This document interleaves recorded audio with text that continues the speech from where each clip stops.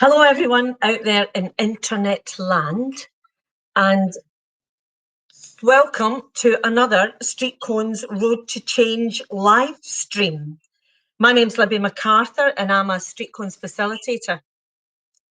So the Road to Change project that I've been involved in has been across various places, but we're centering on Western Bartonshire for this programme. If you don't know about StreetCones, then I'll tell you the Road to Change is called such because the Road to Change is always under construction. StreetCones aim to use the arts to give folk who are, for whatever reason, marginalised in our society a chance to have a voice and to help themselves and indeed the wider community. So we've just finished a end of module performance, actually quite a few performances, but especially with Western Bartonshire who are with us today. And this programme today is going to be quite interesting because we've got a short film that we'll look at to discuss, you'll see the work in progress and the actual folk involved. And afterwards we'll have a panel who will answer any questions that you want to submit. So during this whole time up until we introduce the panel, think about the questions you want to ask and submit them on whatever platform you're using at the moment to watch this. It's going to be an interesting programme. We'll be here for about an hour and the panel are fab. And what we're looking at is three very specific areas. Mostly we're looking at the theme of females in the criminal justice system, so that's our big subject for today. We also want to look at the concept of community sentences, payback orders, sometimes called unpaid work, and along with that, the kind of public need for punishment, how we feel about that. We also want to look at the feedback that we got from the StreetCones workshops themselves that we've just finished. And how we feel about the fact that it's proving that these workshops are more reparative than punitive, and how folk feel about that. So we've got a great wee film coming up, a great panel coming up, but before that, the first thing I'd like to do is invite Laura Smith to come and say a few words now. Laura Smith is the Western Bartonshire Justice Service Manager, and she's been involved in the project and seen the work that's been happening. So Laura, can I hand over to you for a few words? You may. Thank you very much, Libby. If I can, I would just like to set the context, talk a wee bit about the history of the project and how we've came today to work collaboratively with StreetCones. As you know, the global pandemic has put paid, if you like, to unpaid work, and all our outdoor placements were ground to a halt. And that wasn't just in Western Bartonshire, it was every local authority within Scotland.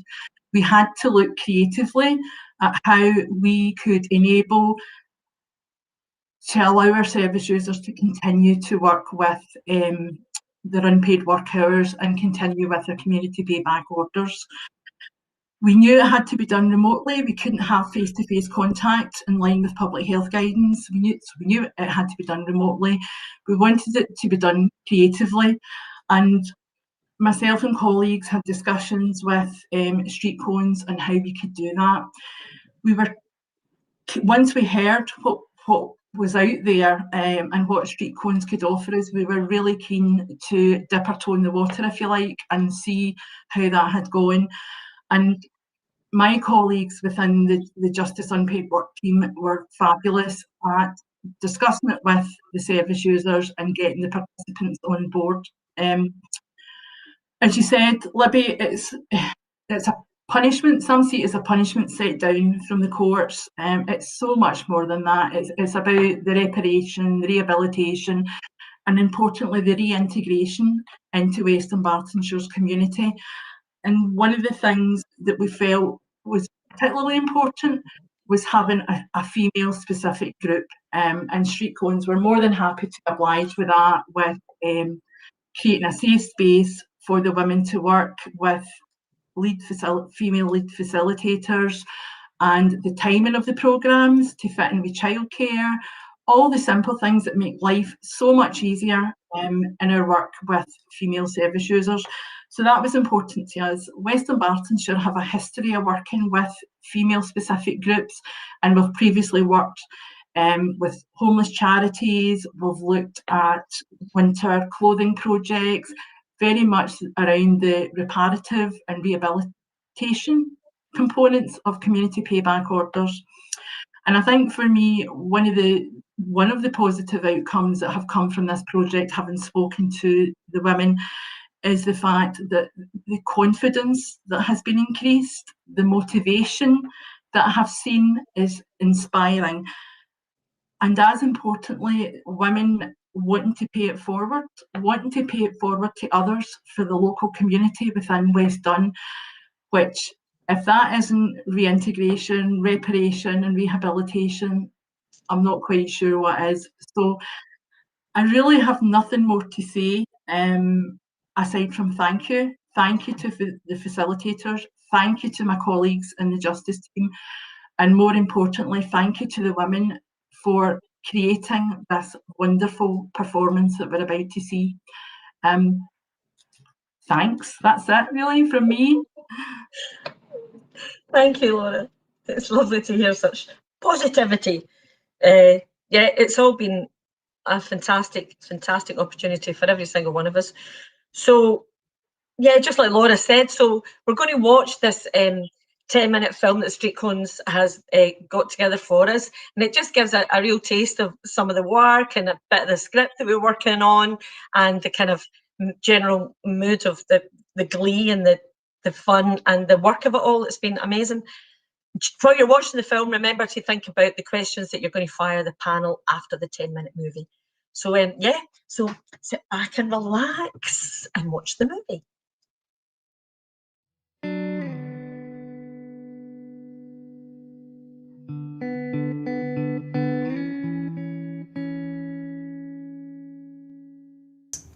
So myself and a wonderful facilitator, Leanne, worked with the women from the West Dunbartonshire group who are on their community payback order scheme.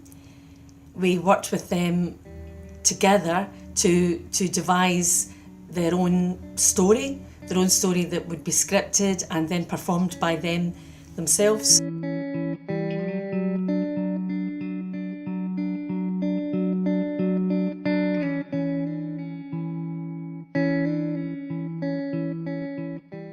The pandemic had unprecedented impact on justice services, and obviously with enormous challenges in continuing to deliver our community-based interventions.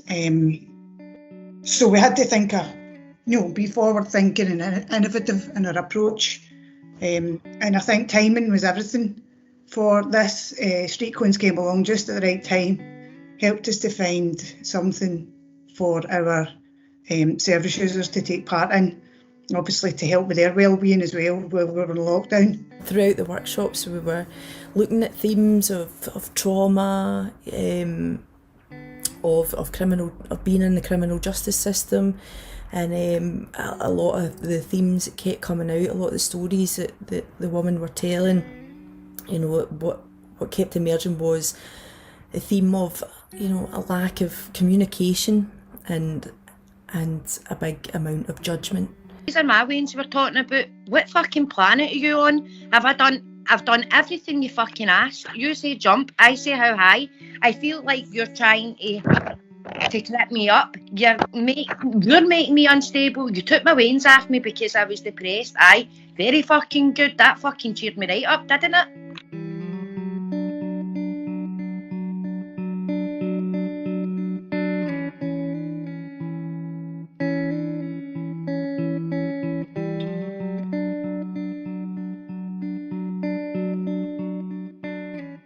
It was the most fantastic experience. So many moments were kind of jaw-dropping in terms of what these women are actually coping with, Herculean is the word that comes to mind. We're also 25 minutes late to the previous LAC meeting.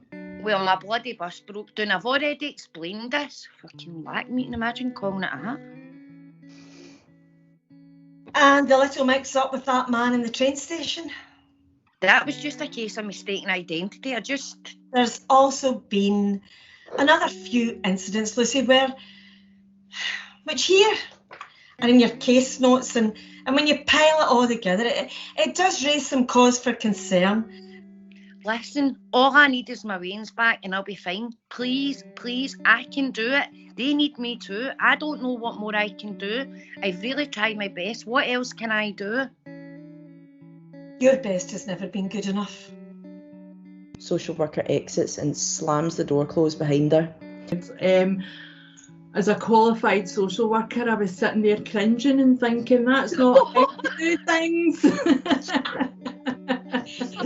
Yeah, there is this paying back to the community, but it should be about helping people develop and building themselves a better future. I mean, it's all research, and we know for being practitioners and for being women, right? Women don't necessarily wake up one morning and think, oh, I'm going to commit an offence. Mm-hmm. It's a multitude of things that build up, you know. Through a lack of communication, you know, a lack of someone pigeonholing someone, and assuming that they can't change when all that Lucy wanted to do was change, and change for the better. Lucy, unless I see some real changes, then these notes are going to stand against you. Right, let's just wait a goddamn minute here. Why are you letting this happen? Again? Where's your fire? Are you not going to explain to her that you're not some mad jakey? That actually you've just hit a bit of a badging and you needed a wee blowout? It's not like your veins are here to see it. She's already seen to that.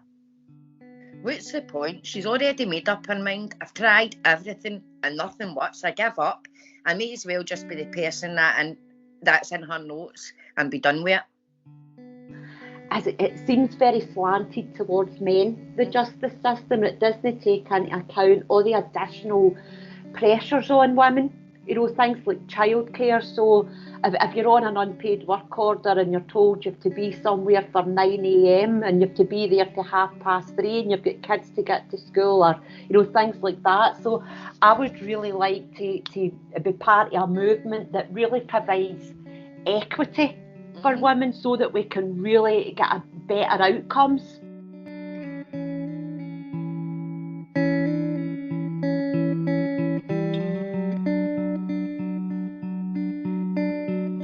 And I know obviously we've done the crime, so we need to do the time, so you need to actually do, like, I do get that part of it, right?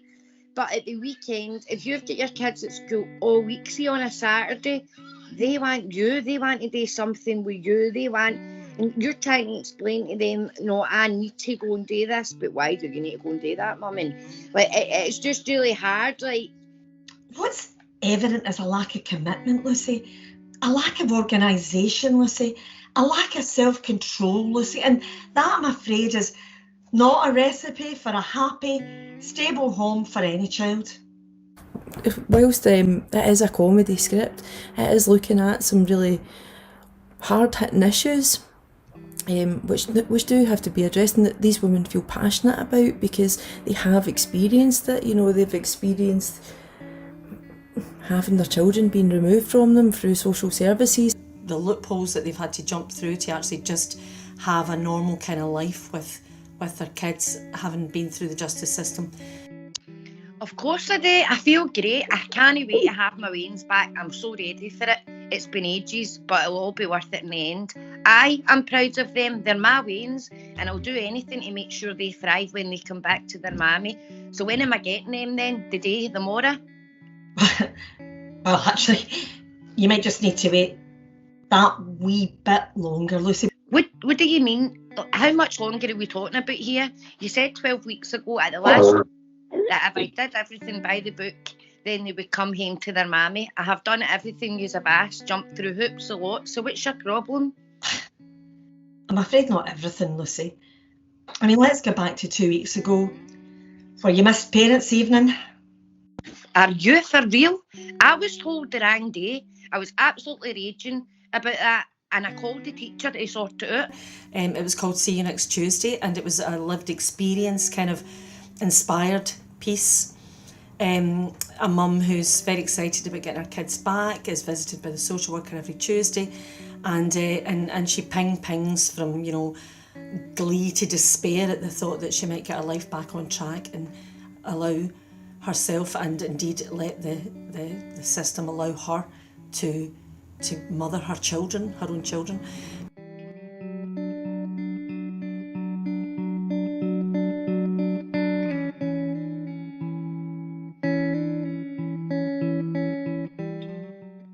How's your week been since I last saw you? I mean, you certainly look tired. Late night, was it? Is that why you've not managed to get dressed yet? Is this what she does? Asks the questions, then makes up her own answers for them? Something like that, aye. And how have you been feeling, you know, in here? Look, I appreciate the concern, but I don't need therapy, okay? I'm not sitting in a room full of cabbages talking about who's got the worst life while making macaroni photo frames. I'm doing just fine on my own. Okay. Social worker takes a note. Very funny. We ended up with a fairy godmother who was the kind of fairy godmother that our character might indeed end up with. Let's just say she cracked a whip a couple of times and got things moving. Yeah. Get a fucking grip of yourself, woman. You need to show that woman exactly what you're capable of, and it's not this crumpled piece of shit that I'm looking at here. You're a fighter, Lucy, and don't you forget it. You're damn right you're going mental if you think you'll be taking the slightest sip of that wreck the hoose juice. What is going on here? It's time you get a grip, Lucy. That's what's going on here. You've had time enough for your tantrums. You've had your pity party. It's been a week-long event, so now it's time to get your arse into gear before that bitch face of a social worker gets here, okay? I don't know many people that could pull that off. I really don't. But what happens when all these labels are hung upon us when we're in these scenarios is that folk go, she's a no-coper. She's no cope. It was just an extraordinary experience of commitment and sharing and company, and I just can't help thinking there are so many boxes ticked when people come together in this creative process around just really opening our hearts up and opening our imaginations up. And this is your house. Just tell her how it is, okay? Tell her you want your reins back and you want them now. Gonna you shush? I'm sorry, did you just shush me? They're getting a chance to engage their brains, use their imaginations, and put things into perspective. And also there's with the arts, because it comes a wee family, the company that you're in, and by the end of it, you've got a real sense of achievement. You're not just like filling up a black bag full of rubbish. At the end of it, you've got something physical, you've got a story, a script, something that can be kept, forever, maybe just bunged away in a drawer, but you can pull that out the drawer in 20, 30 years time and think, oh, that's right, I done that. I buzz for this on a Wednesday, I love it. I remember the day I was late and I was in my pals and they're like, oh shit, they've got community service, I need to go. And I was really upset that I was a bit late, and it's just great. It's just like, it's something that takes you away for a while, and it makes a difference at the other end when there's people like TRACEY and I that actually, we've actually, two humans have actually, we've actually made a difference. They've made a difference to us. It's all research, and we know for being practitioners and for being women, right? Women don't necessarily wake up one morning and think, oh, I'm going to commit an offence. Mm-hmm. It's a multitude of things that build up, and it's the pressures of being a carer, of being a mother, of being a partner. It's the financial pressures, it's housing pressures. First depression, blah, blah, welfare of children at risk, blah, blah, blah. So here, sexually active as a minor, aye, right. You were taken for a ride. It's not like you had anybody teaching you about the birds and the bees. Dropped out of education with no prospects. Ha! A very promising student who lacked support due to the school frowning on her unforeseen circumstances. That's better.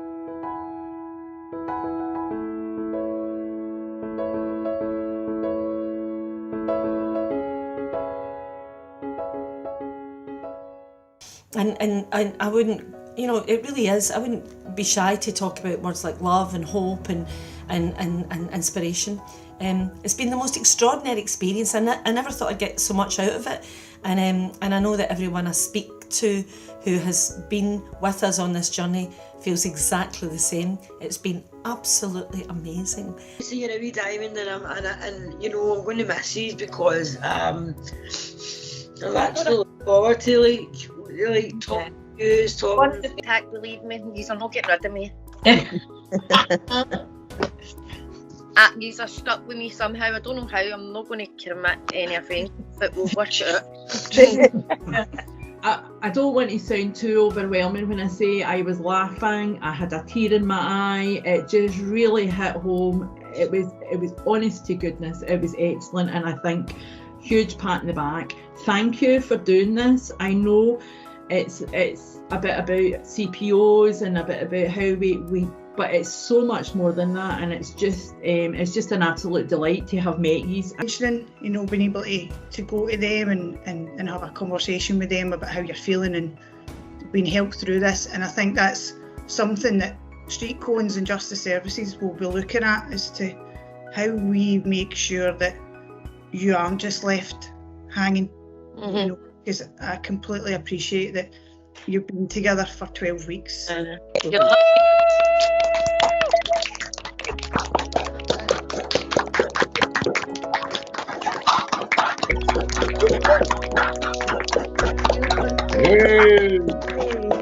you so much, StreetCones, for the opportunity. Cheers.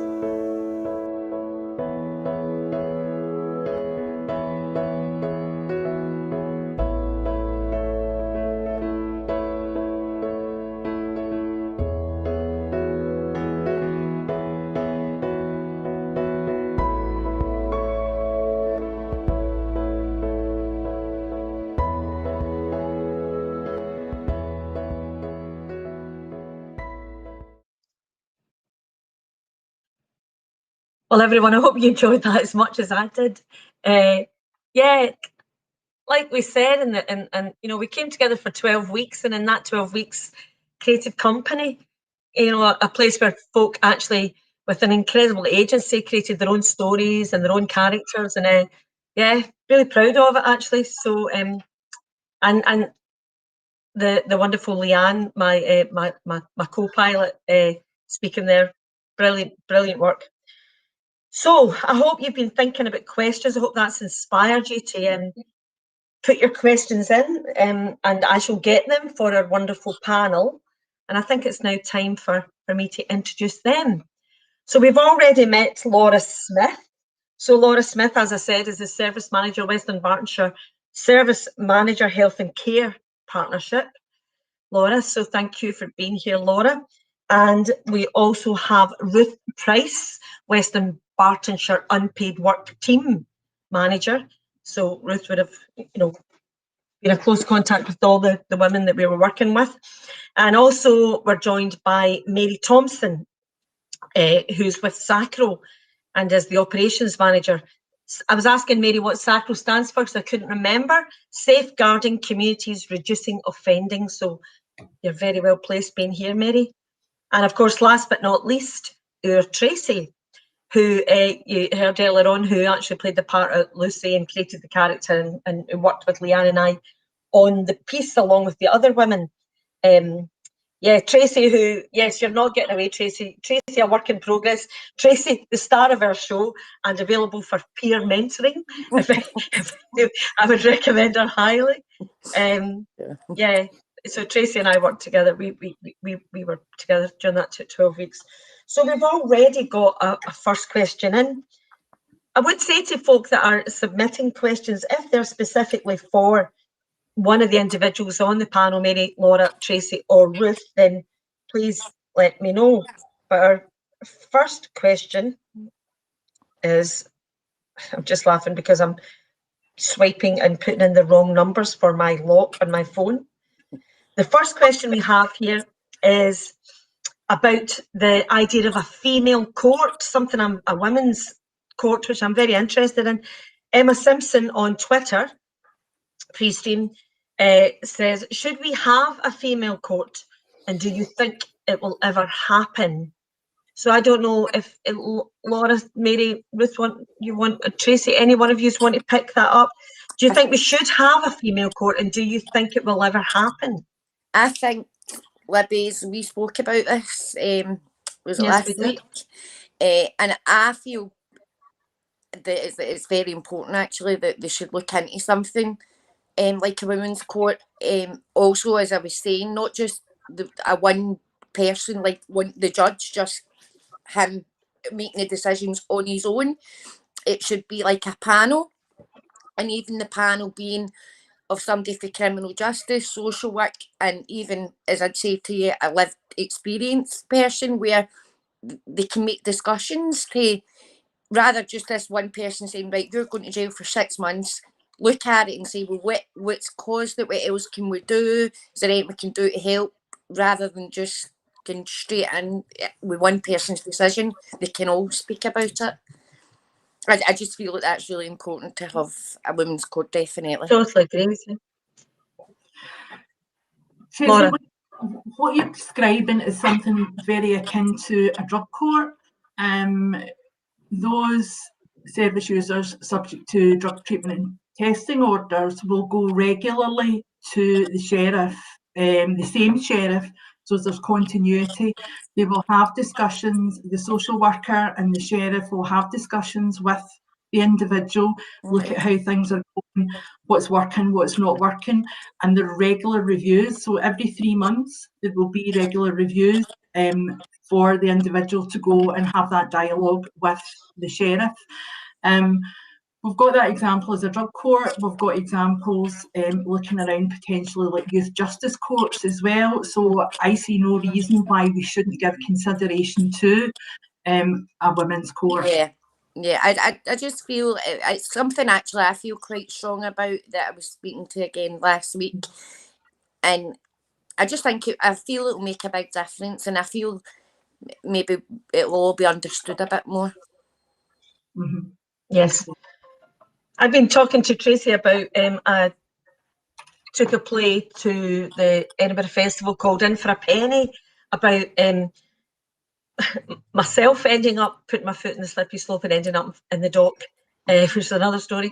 But I started to work with a woman called Mags Higgins and Barbara Orton, and they've been campaigning for a long time for women's justice for a female court, and it was the most fantastic journey with them. They came and they followed the play and did a Q&A, and there was a real strong appetite for it. It makes complete sense. Mm-hmm. Ruth, Mary, have you got anything to say on that for Emma Simpson?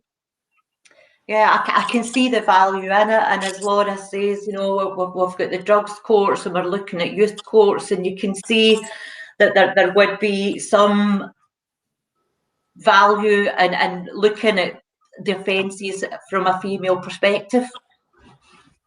I think it's also a lot to do with these judges quite often being through a system where they really are ignorant of the kind of situation that a single mum in poverty might find herself when she's in the dock, you know. Yeah. Not least they're unanswerable as well, these guys. So I think there is a need for it. Like Tracy says, a panel seems so much more sensible to me. Ruth, have you got anything to add there?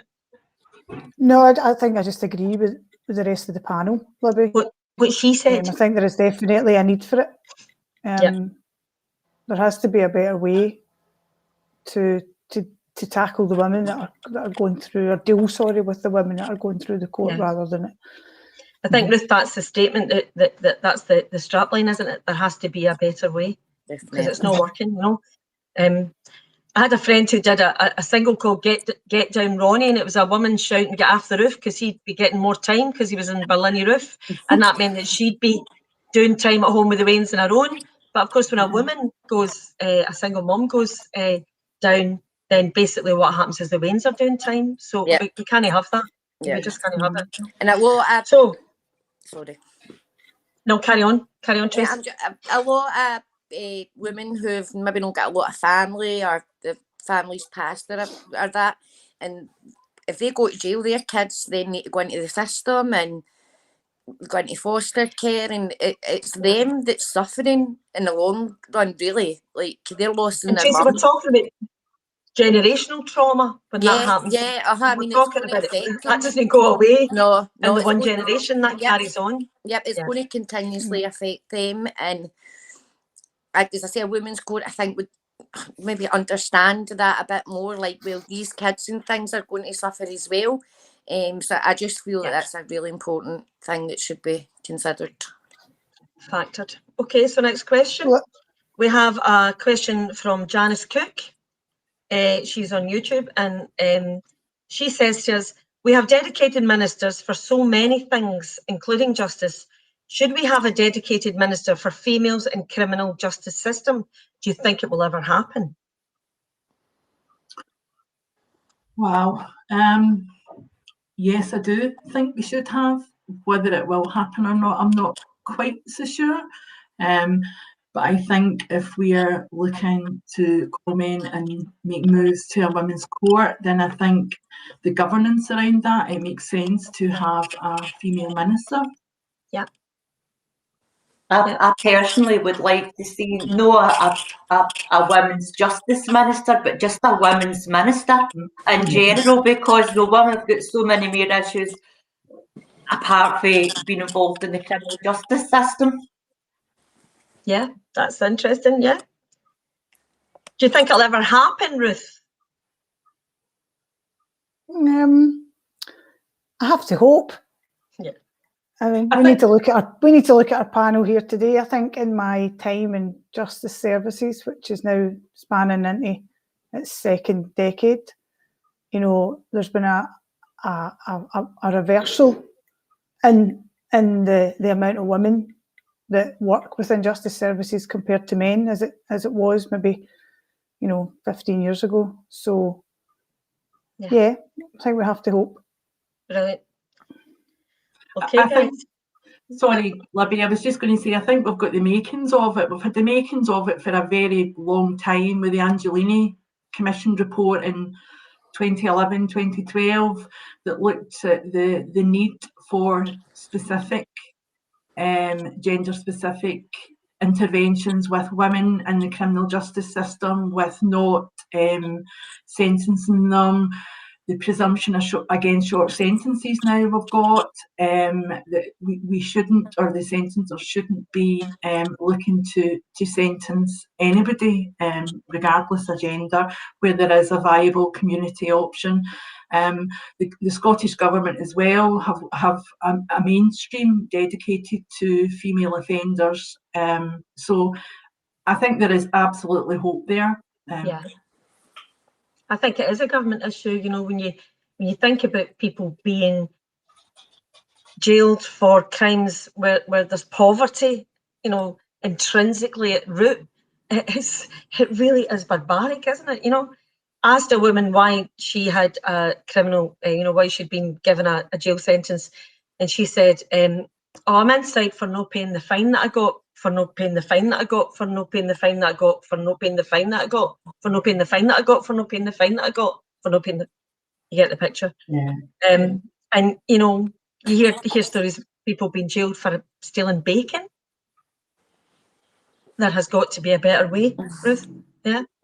Mm-hmm. So, yeah, so it's also a much more complicated setup, isn't it, with them, especially when I knew a couple of young girls who felt so much safer in Court and Vale, can you believe it, than being in their own community, because there was men who were predatory, who were hoping that they would work for them to feed their habit, you know.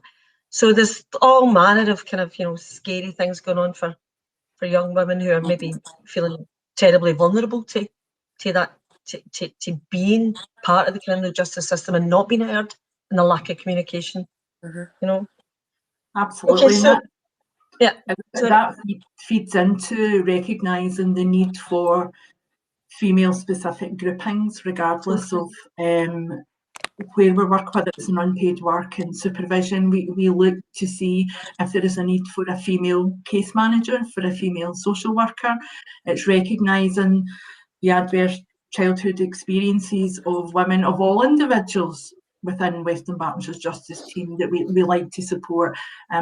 But where it's important, we need to get that gender right to support women as best we can. Yeah. I think Okay, that does another come with question? its challenges as well, though, Libby, you know, especially in unpaid work. Mhm. I mean, we're probably about 15% thereabouts of our caseloads as women. But, you know, it's very difficult sometimes to recruit women supervisors, you know, women to take out all female squads. Having, you know, been able to facilitate or have our operations to meet the complex needs that women have over men, you know, childcare, health issues, you know, just the additional responsibilities. So it can be challenging, and certainly financial constraints apply there as well. Mm-hmm. Absolutely. Lots of ripples Yep. in that pond. So the next question we have is from Charlotte Louise on Facebook, and she says, or asks rather, how can social services do more to help keep families together? That's an excellent question, and I know within Western Bartonshire we work very closely with our children and families colleagues, where we work with male service users and there are child protection or children and families issues. We make sure that we have an open dialogue with our children and families colleagues. It can often be about justice, supporting the male to understand the processes of children and families, and looking at attending reporters, attending childcare meetings, that kind of thing, where we work with high-risk offenders, male and or female. It's about child protection and about risk management as well. So I do believe that we, certainly within the justice and childcare services within Western Bartonshire, have a close working relationship, and it's got to be about communication. So many times you hear about significant case reviews where one department hasn't communicated with the other. It wouldn't be perfect. Of course it wouldn't be perfect. We can always strive to do better, but we have built a strong foundation and keeping that dialogue open between departments within Western Bartonshire. Again, a theme of communication, Yeah. you know, listening, active listening, which is why I think the StreetCones work is so exciting, you know, because, you know, what I've learned from TRACEY and the other women we've been working with is the desire to, you know, be heard and step up and pay it forward, is very strong after this work, which is just so exciting, you know. Yeah, so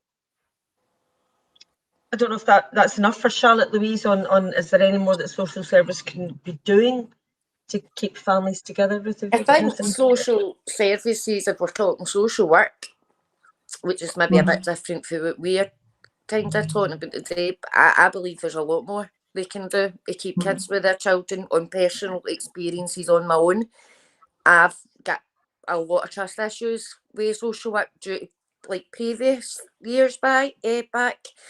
I also watch situations that are going on at the moment where social work are taking kids, and it baffles me to why, because they're only hearing and seeing wee parts of it, not all. Like I used to always say to the social work, see if you had a camera in my house and you watch my house 24/7, you'll see that I do this and I do this and I do that. You're only hearing what people are telling you, or you're only listening to this and then coming back and judging me on it and then saying, oh, I'm taking your kids.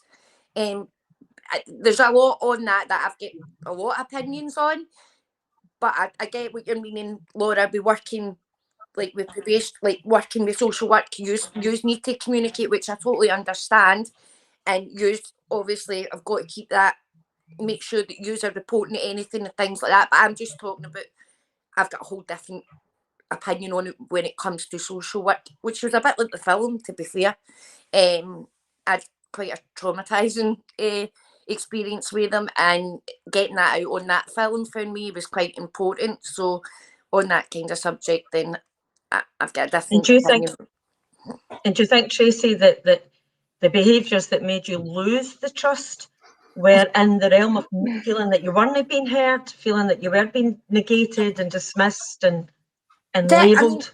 I'm not putting all. There was times where I deserved maybe like some of the things that happened to me, but there was a lot that a lot that I didn't deserve my kids to be taken or anything like that. And one of them, being honest, was I was depressed, and that was genuinely a reason. My partner at the time had went to prison, and I got depressed, and because I got depressed, they took my kids. It was only for a short time, but I genuinely, like, you're taking my kids because I'm depressed. But they were sending people in every night to make sure they were fed and all looked after. That was all fine. But yet at the end of the week, they said, "Oh no, you're very depressed, we're going to take them." And I'm like, well, just like I said in the film, you've just made me more depressed then. But that's not going to help me. And that's where I went down a slippy kind of road even more.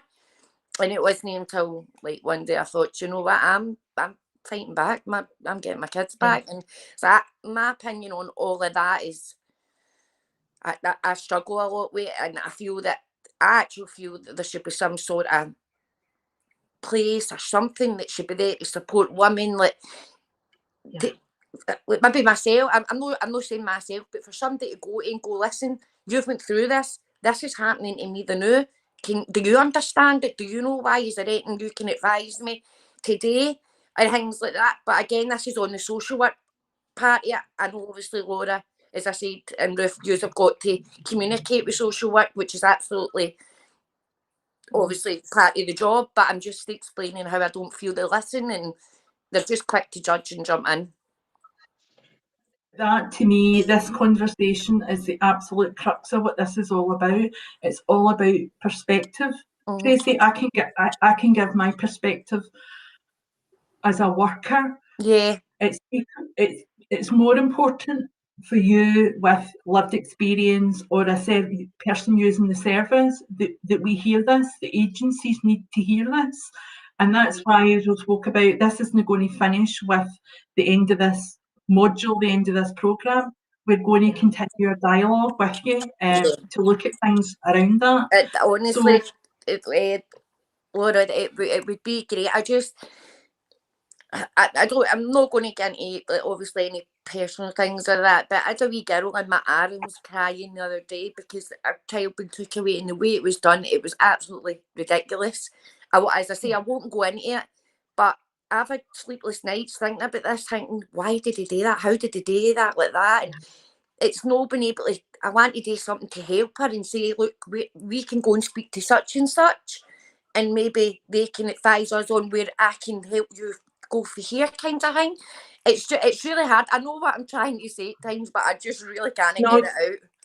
Tracy, you're making complete sense, and it's the difference between thinking that social worker is this big wedge that's kind of forcing its way into your family and your home, or the idea of, if we zoomed out and see families as a kind of mobile hanging over the wainscot, and if you touch one, they're all affected. We understand that the children are all our responsibilities, and all the children need to be catered for and looked after. I think we're all like-minded in that respect, but families are, they all affect each other, and it's that seeing that first and foremost is in that way, Yeah. But this is brilliant chapter. It shall go on. There's unfinished thinking to happen. It's all pending. We've got Samuel Harper replied to Emma's earlier chat about the panel and said, maybe it's a panel of different judges for different ages, genders. Maybe there's just, a whole panels for other things as opposed to just a separate judge in a court, We have a regular here, Big Nori on Twitter.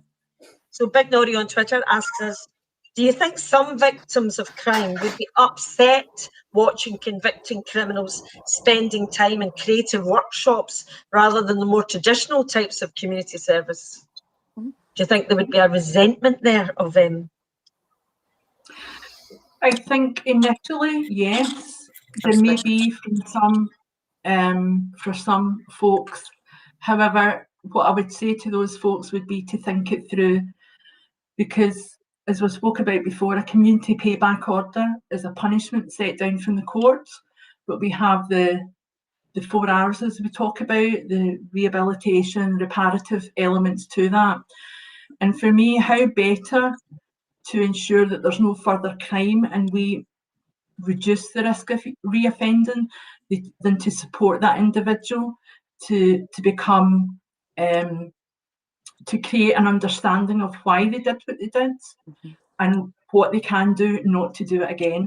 So that's been done. I think it's really difficult. I don't for a minute think it's been easy for Tracy and the other women creating this workshop. A colleague said to me the other day, it's like holding a mirror up to your life and holding a mirror up to your face. And there's bits in my life that I don't want to see again. And I'm sure that's how the women felt at times as well. So yes, in answer to your question, Libby, I do think there are people that would consider that resentful. However, I think to follow it through, as I say, the outcome for justice is to do ourselves out a job. And how we do ourselves out a job is to empower and advocate on behalf of people so that they don't go on to commit further crimes. I love that principle, making yourself redundant, Laura. Yeah. It's a wonderful principle. But yeah, we spoke about this before, this kind of, the public need for punishment and what need is being met there, and is it a wholly happy, healthy need that's being met? Mary, as someone from Sacro who's interested in reducing offending, do if we were looking at what's the most efficacious route, I love that word, efficacious, the most effective route, for Big Nori's question here, in terms of convicted criminals, but obviously whether you're a victim of crime or whether you're just an onlooker and what happens to folk, we all want it to be reduced. So what do you feel about this idea of the appetite for punishment? Yeah, I think that's one of the obstacles that, as a community and as a society, we need to get over that, and we, members of the community, as much as we want, we would all like to see unpaid work being visible in the community, but not everybody. There's very few people in the circle of that person who's offended that have got all the facts to the case, and people just have to accept that they don't know everything that's going on. This appetite for people to be punished, when we look at research and we see that custodial sentences don't really have that much an impact in the long run, and we've discussed here already that it has a negative impact on families, on children in the long term. We need to put more and more into community-based sentencing. And yeah, but I really don't know, Libby, how we go over this desire for certain members of the community that wants punishment and they want to see it very, very apparent in the community. I think for a third sector point of view, and I know it's the same for my colleagues in the health and social care partnerships, it's treating everybody with respect. It's putting things in place to make that person have a much better life, a much better chances, outcomes in the future. And as Laura said, that's what reduces long-term reoffending. If you reduce reoffending, you reduce victims. So it's a win-win situation. Of course it is. Yep. And also, what Tracy said before, if you've done the crime, you've got to do the time, and it is about your time being taken. Because when someone's doing an order, their time isn't their own. They literally are absent from the choice to do another thing because they are then forced to pay back the order and do whatever is laid out. So there is an element of punishment involved. You're shackled, if you like, to what the order dictates. So it's not like folk are going off scot-free. That's not what any of us are saying. We're basically saying, how do we create a space that's better for us all, you know. I think as well, I think the Libby, accountability is a big thing, isn't it? The accountability. Yeah, I think for us as well, you know, being thrown into that pandemic so quickly, and with the majority of our work being so physical, you know, it is about kind of changing your perspective about what is work, what constitutes work, and you know, we're all working from home, and you know, a knowledgeable colleague once said to me, you know, if we can do working from home, why can't we do unpaid working from home? Which I thought, you know, it really resonated with me. Yeah. Why should it be out in groups, you know, jeopardising people's safety, not just our service users but our staff, you know, and what were the alternatives? Yeah, you know, just to sit there and allow a backlog of hours to build up, and you know, there's nothing in the guidance that stipulates that unpaid work has to be physical. You know, we all come to work every day and sit on a chair and may use our brains more than our brawn. Yeah. And I think that we have to now be forward thinking and innovative and we consider work that's beneficial to the community. Yeah. And if it's a fine on their time, a punishment is the time, then the engagement is the reparation.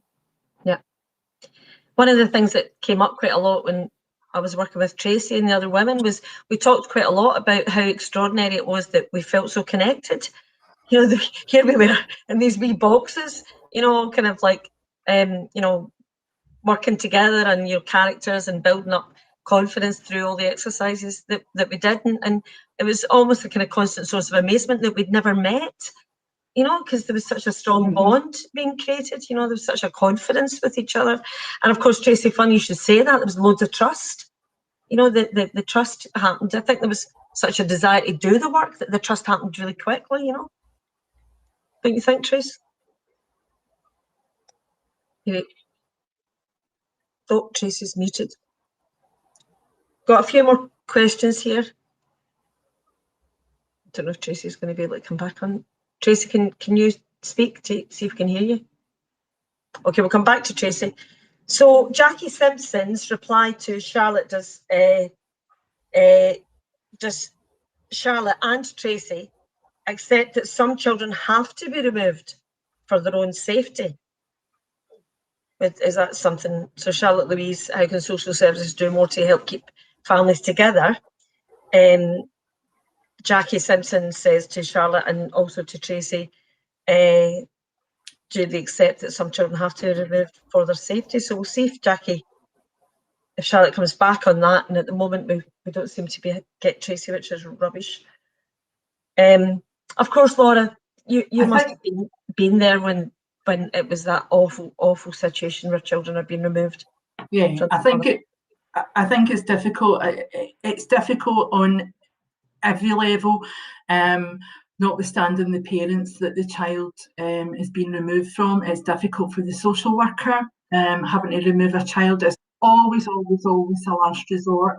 And it's difficult for the friends and family as well, because often, although we speak a lot about communication today, social workers, my childcare colleagues, are bound by confidentiality. So there is instances, inevitably all the time, more often than not, where friends and family of the child being removed don't know the full set of circumstances. So their assessment is being carried out and their thinking is on what's known to them, not necessarily the full story. So it can be really difficult for everybody involved.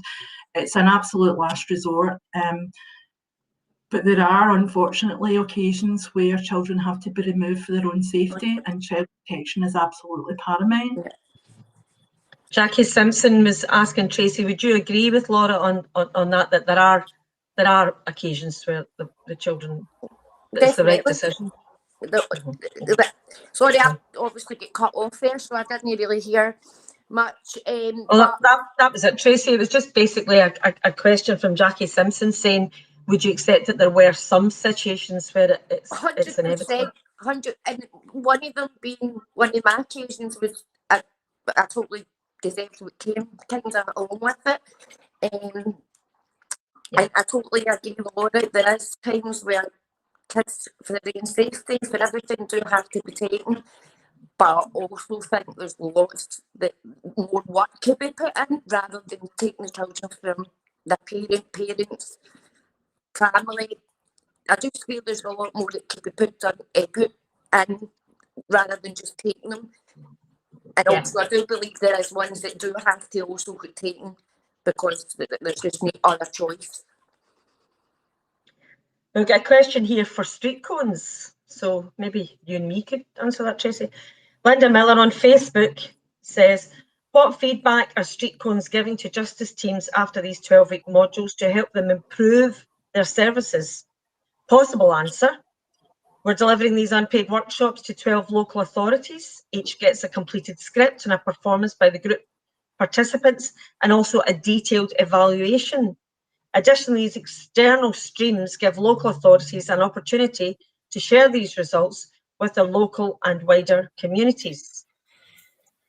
Well, you know, it's an interesting thing because as a practitioner, I'm always a wee bit nervous when a project has a must-have a product at the end of it. You know, I'm always a wee bit nervous that it becomes about the product and we, you know, folk aren't self-expressed or it's not devised. It's more kind of, you know, it's like, you know, for me, you know, we were indoctrinated with our religion, our culture, our, you know, our academia.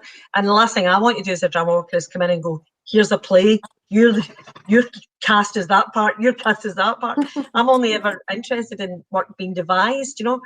But what was extraordinary was in the 12 weeks we did it. We actually did it. We actually worked together on a piece of work, and what the feedback, Tracy, is that this is something that you think could actually help 100%. Be part of a solution. 100%. I absolutely loved it, and with childcare, taking the kids to school, worrying about somebody picking the kids up, having my Saturday with the kids. All worked out great. I absolutely loved it. My confidence went from 0 to 100. Never in my life did I think I'd ever be doing it on the internet. Never. And I managed to do it, even though I was really nervous. I managed. Yeah. The way forward. Can I chip into that answer as well, Libby, when we talk about evaluation and feedback? And I think it was a collaboration as well. You know, we were workshops with the justice service system is always kept involved, always involved from start to finish. And I think from my point of view, we got a lot of our evaluation and feedback from the show and tell, from being able to engage with the likes of yourself, Tracy, and get it firsthand. How worthwhile and positive this experience was. As I say, I still got to speak to my. Is my audio okay? It's a bit come and go, Tracy. Yeah. I know. Still get most of what you're saying. I got to speak to my caseworker as well. Mm-hmm. And I took pride on it. I absolutely loved it. So I definitely think it's for women with kids, it's such a way forward. And your kids don't get impacted by it either. Like, many a time, Libby, you'll know, many a time I had my daughter, grandchildren here, and I'm still going away on my play while they're playing away and things. So I loved it. It's brilliant. I love, Mary, when you came on and we had a kind of debrief at the end of the performance on the actual day. The conversation just was so vital and important. We really get, you know, it was almost like it created this real energy and vitality for the subject, didn't it? We were all firing different ideas. It was great. Yeah. All firing and all fiery. Yeah.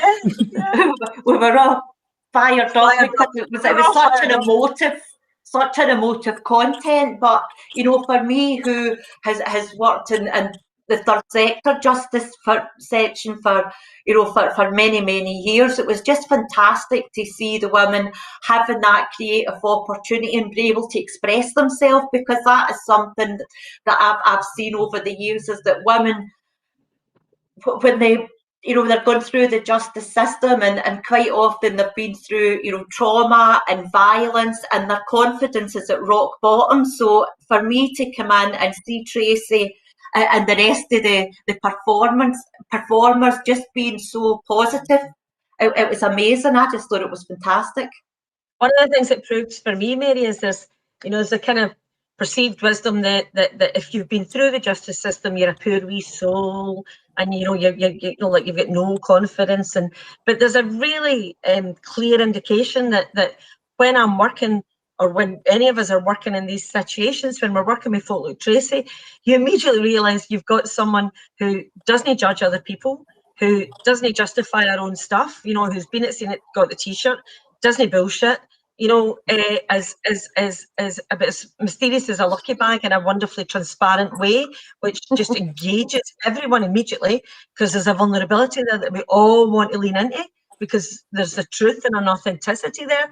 So these are skill sets that folk pay hundreds and hundreds and hundreds of money for, to go to personal development classes for, and yet we get together in a StreetCones workshop, and the agency is so strong to use all these skills to connect, and even on something crazy like this kind of set up, the bonds were so strong between us. You know, I was saying, Tracey, earlier on, we couldn't believe that we hadn't met. You know, there was a strange feeling of we couldn't quite believe that we'd only ever met on a screen. Because I know.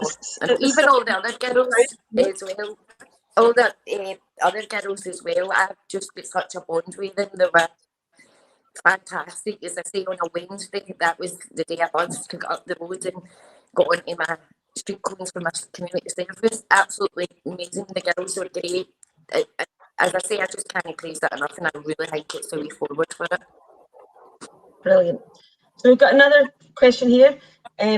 Social work. Linda Brown on Facebook asks, are social workers new and existing ones being trained on female specific areas as part of their qualifications and on job training?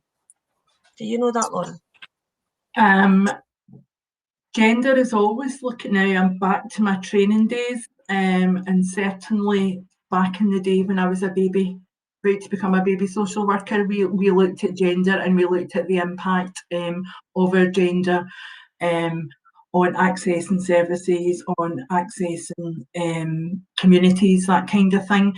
It's still, there is discriminatory practice that threads through all of the social work training, and that includes a gendered analysis around the service users that we work with. So yes, I have to put my hands up and say I don't know the detail around it, but I can categorically say yes, we are trained in it. Good. The better way is afoot. Let's hope it is. Let's assume we've got all these fabulous, and there's so many folk working in the background that, you know, on these areas that we know about, you know, fantastic folk, you know, Tomorrow's Women down in the Gorbals, down at the Delphi, you know, extraordinary work happening there. So I think it's important to add as well that Western Bartonshire as an HSCP are looking, I mean, their planning is all around equal access to services, early intervention, building resilience, and again, programmes like this tick the boxes. So the governance around all of this links straight to strategic planning, and where justice can feed into that is this is a prime example of it. So yeah. Fantastic. Well, guys, we've went over an hour a wee bit, and we've done our questions. Anyone out there in internet land who's interested in joining Facebook online, then please do. Facebook, StreetCones, why did I say Facebook? Anyone out there wants to look up StreetCones and follow us on Twitter or Facebook, then it's go to the website www.streetcones.org and yeah, follow what's happening, maybe even get involved. You never know, it could change you. You could end up like confidence through the roof like our Tracey. So, any last words, guys? Mary, Laura, Ruth, Tracy, do you want to just say a last word to sum up? Just thank you for being here from me. And Tracy, no doubt we'll catch up at some point. We'll be seeing you. But anything you would like to, Laura, we'll start with you, and then maybe Mary, Ruth, and we'll give our last word to Tracy. Yeah, just to wrap us up, Laura. Absolutely. I can only go back to what I said at the beginning and to say thank you to StreetCones, thank you to the participants, thank you to my colleagues within the justice team for making this work. We are moving forward with it. This is the start of something. It's not the end of that. We're going to open it out to anybody on a community payback order within West Dunbarton. We're going to look at those on supervision to support them, to enable them to learn and develop new skills, to re-establish existing skills, to gain motivation, to gain confidence. And yeah, I think that the thing for me that I will take away from this is I did feel it was a leap of faith right at the very beginning, but it has been so positive. The feedback from, as I say, participants and from staff has been 100% positive, and it's the bit about paying it forward. I am proud to be part of something that the service users feel that they can now take forward, both for themselves and for other people. So thank you, Laura. all from me. Thank you. Mary, you got any last words you'd like to offer? I would like to congratulate the local authority and the participants. The local authority for having such a forward-thinking approach and taking that leap of faith, and because it could so easily have backfired on you. And we know that, you know, as we spoke about earlier, members of the community are often quick to judge. But also want to congratulate the participants and say, you have came so far, don't let it slip back now. Take that newfound confidence. And Tracy, last time we spoke, you were talking about all your plans and hopes for the future, and just, you know, with that drive and ambition you've got now, just keep pushing. And I'm sure, you know, there's plenty of people, Ruth, and well done, everybody. Thank you. Yes.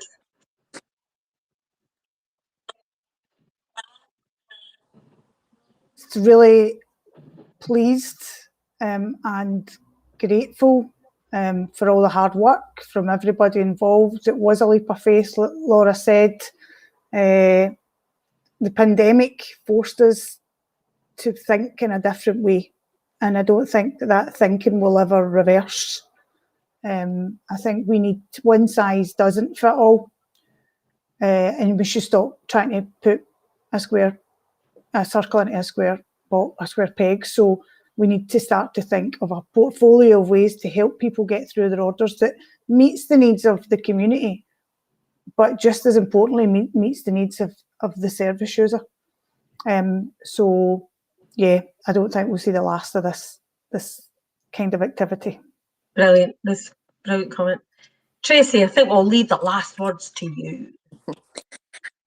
Just thanks to, who says thanks to community service, but thanks to community service for giving me the opportunity to go on StreetCones rather than go and do what we would normally do. It's been an absolute amazing experience. I've loved it, and I definitely think it is, as I say again, a way forward, and I just hope there's more that can come out of it for Andy, really. And just thanks for my confidence is a way up everything. So it's changed me in a lot of ways, not just with the crime side, but a lot of other things to find.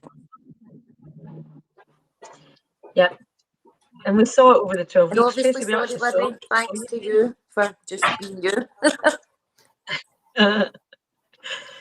So I'm just so very grateful for this opportunity. Thank you guys for being out there in internet land and tuning in. It's been dead interesting, and watch this space, and just obviously there's an election happening soon. That was a few cars going by.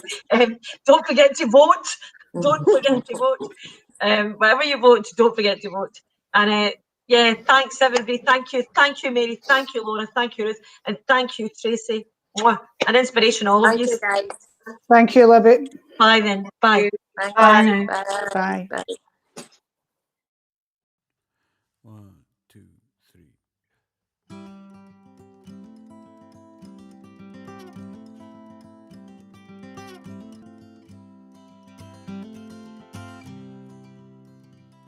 I never want my children to live a life like mine, so I faced my inner demons, one small step at a time, one small step at a time. I was a boy without belonging, a jigsaw piece that didn't fit. If someone shouted out the answer, then you know I didn't hear it.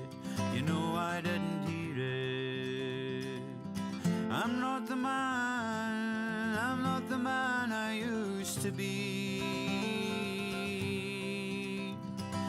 Gone are the days when all I could see was myself in the mirror, trying to break free, trying to break free. It's taken many years of feeling all alone, so many years of emptiness with no place to call a home, no place to call a home. Now I'm feeling so much stronger as my demons walked away. I think they finally realized they had nothing more to say, nothing more to say. I'm not the man I used to be. Gone are the days when all I could see was myself in the mirror, trying to break free, trying to break free.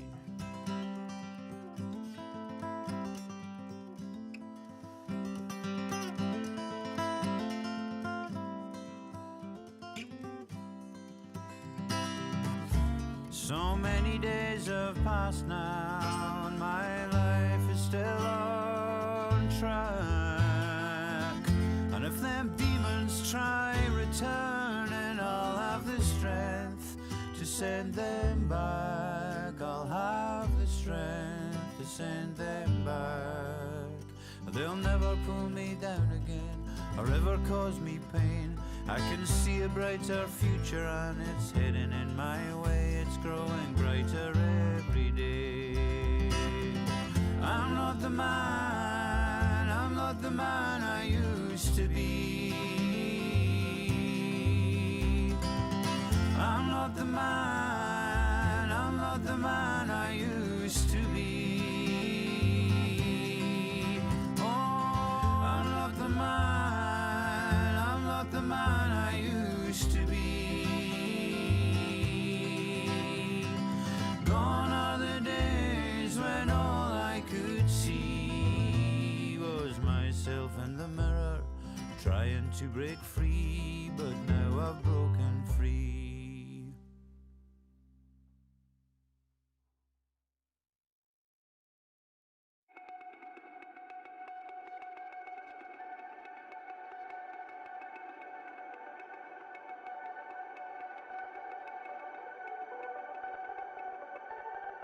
Pure and right, sliding like an ice cube on a silver tray, growing ever smaller in the sunlight of the day, fluid with no substance, formless and